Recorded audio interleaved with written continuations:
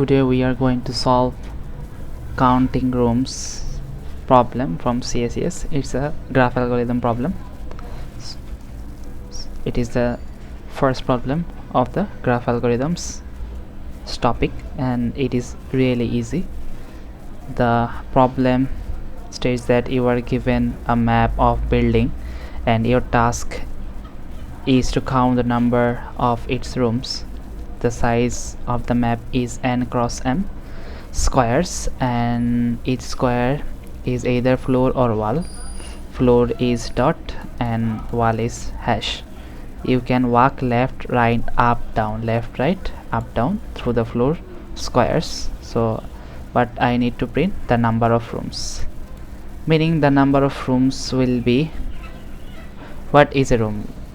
A room is surrounded by walls. So where the floor is surrounded by the walls, we will call that a room. So in this test case, it is a room, and this is a room. This one, it consists a room, and this is another room. So we have 3 rooms. So it is mainly easy. Finding the connected components will give us the answer.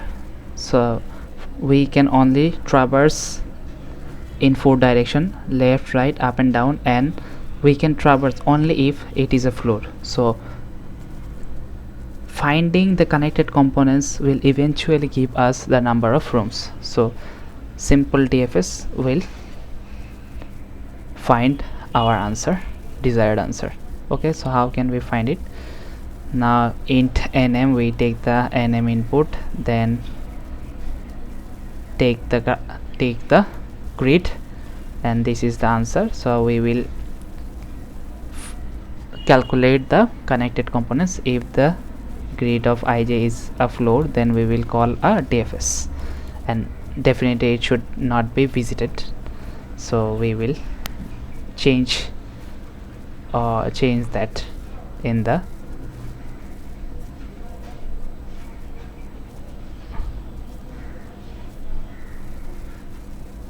DFS. Definitely it should, if like I am saying that when I will start a DFS from here, it will visit it, then this, then this, then this, then this, and this, and we, after visiting, we will mark it as a wall, so that we don't need to have another visited grid.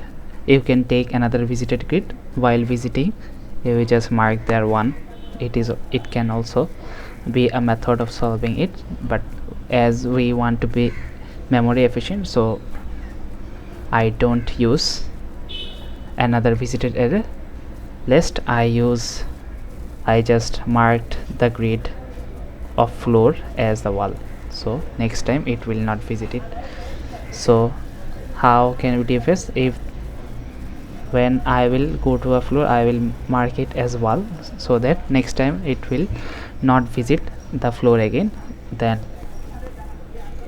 we move to 4 different states. If it is a valid state, we go there and call the DFS again, and thus we calculate the connected component, and that is our answer. This is a very easy question.